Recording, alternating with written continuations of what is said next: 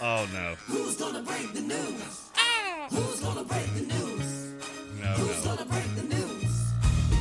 Oh, yeah. It's breaking news day. Oh, no. Love it. Oh, that dance is getting more repulsive by the day.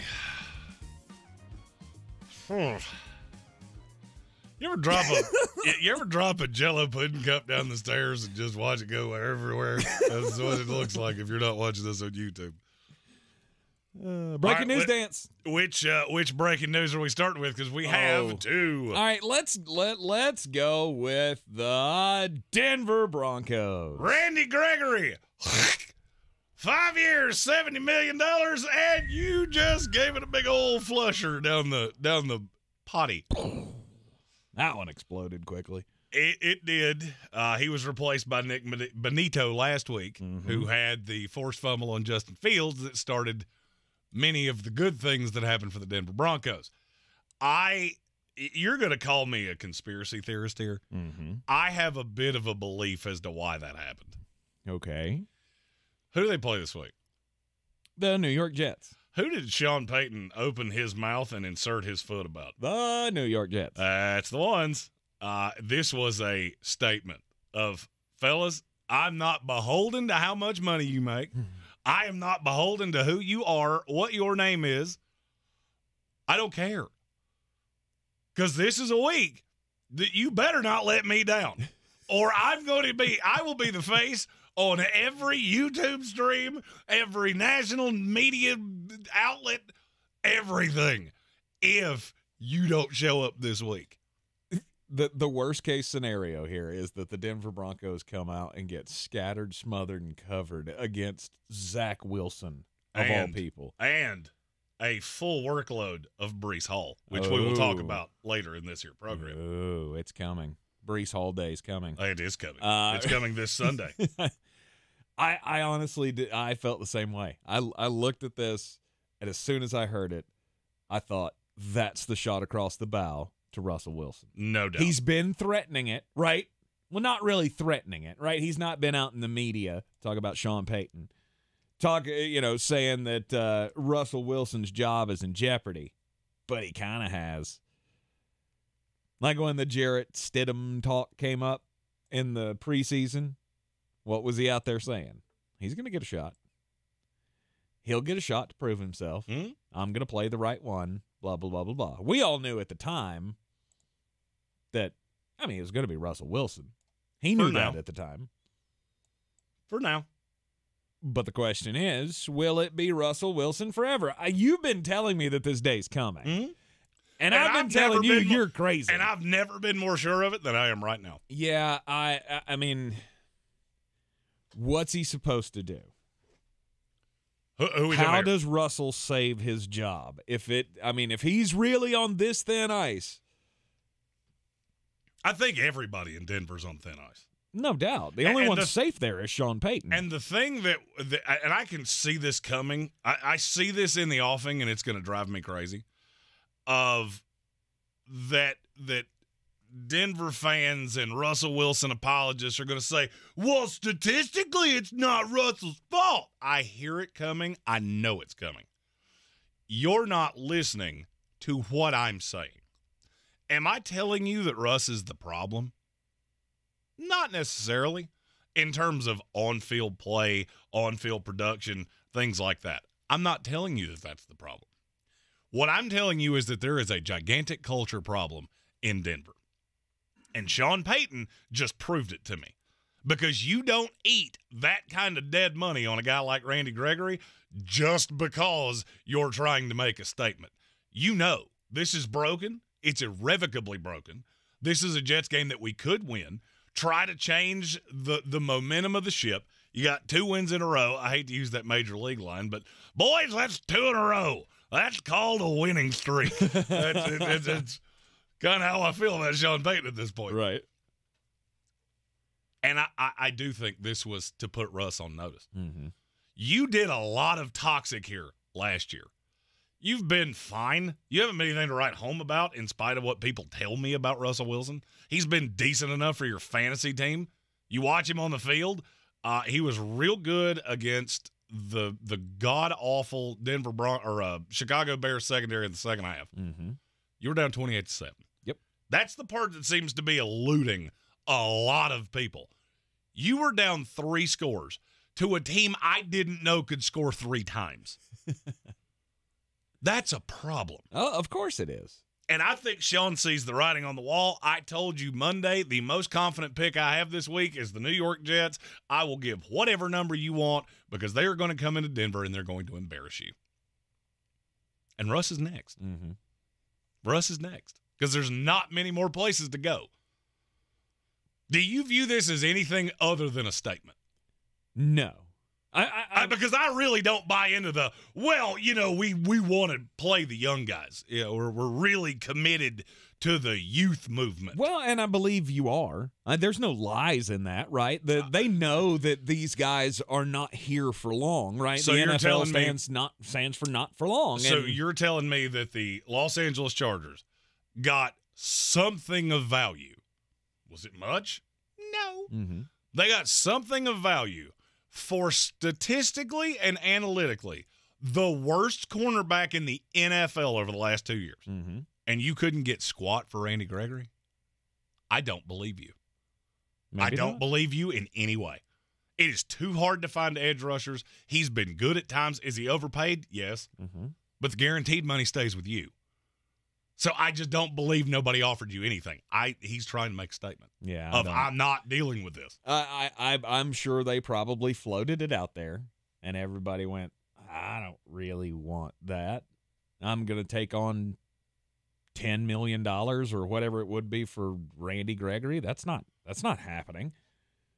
So they might have offered you something, but in the end, maybe the decision came down to that was the straw that broke. There were so many positives to this deal because they're saying that it was, the official statement is it's a mutual parting of the ways. Randy wanted to go somewhere else, and they were like, yeah, go ahead. Go ahead, because you've been awful, right? Mm-hmm. You fought to be, on the field. It's been tooth and nail for the last couple of years trying to get you on the field, first place. And, oh, by the way, you weren't very good, and now we've got this kid, Nick Bonito, who just outsnapped you. Mm-hmm. Go ahead. You want to go? Go. I'm going to eat it either way, right? No team's picking up that salary, and... Oh, what it would have been in a trade would have not been. Somebody would have picked that up. Nah, I doubt it. Look what New England just picked up on J.C. Jackson. Okay. Yeah, but that's one of Bill's guys. That's fine. I think Randy Gregory was one of Dan Quinn's guys. You're telling me the Dallas Cowboys looked at that and went, no, we wouldn't pay him squat. Yeah, if you're probably eating that guaranteed money, yeah. And mark my words, that's where he's going to end up. Mm-hmm. In Dallas. He'll end up back in Dallas as the third edge rusher behind DeMarcus Lawrence and Micah Parsons. Oof. I don't know that I would. I don't know that I would bring him. I mean, I'm not saying he's not a useful piece. He's certainly a useful piece. I don't know that I would mess with it. So, I don't know. Can you ever have enough guys that can rush the passer? No. Are you going to bring in a malcontent who's not happy with his role? But he was a malcontent in Denver that made a mistake. Mm-hmm. You got to remember, they offered him the same deal he signed in Denver, just with different offset language. Mm-hmm. Because they were worried about some of the off-the-field things and his ability to play and how often he was injured. They didn't want to guarantee all these things, but Denver was desperate. And I told you the day they signed that deal, you're going to regret that. Yep. Because I remember that vividly. You're asking him to do something he has never done before, and you're paying him like he's been great at it for years. Yeah, I don't think that they were going to get something of value for him, and then went, no, you know what? We're not going to do that deal. We'll just cut him outright to make a statement. No, I don't believe that's true. Oh, I do. If you're telling me that there was nobody that was willing to do we'll give you a 6th-round pick and you give us a 7th-round pick, I don't believe you. Straight up, I don't believe you, but that doesn't really prove the point. Mm-hmm. This is where Sean can walk in and go, that was one of the highest-paid players in the room. We benefited virtually nothing from cutting him. Yep. Virtually nothing. Now, we will down the line, but we could have done that in the offseason just as well. I booted him out of this locker room because he wasn't buying into what I'm preaching. Mm-hmm. And they do. And if you think it's ironic that happened the week before they play the Jets, I got a bridge to sell you. Because Sean knows it's not been good up until this point. He's been a talking point for weeks. Losing to the Raiders, but that was close. Mm-hmm. Losing to the Commanders. Mm-hmm. The Commanders are actually not bad. 70-20, that was awful. Right. You delayed it for a week with the Bears. You in your home stadium get dog walked by the Jets like I fully believe is getting ready to happen. It's going to get loud in a hurry. Give me a final score. 31-6. Okay. Russell Wilson against Sauce Gardner. Tell me again how that's going to work out for you. Oh, it's not going to work well. I mean, you got to understand, I talk to people in this Jets organization.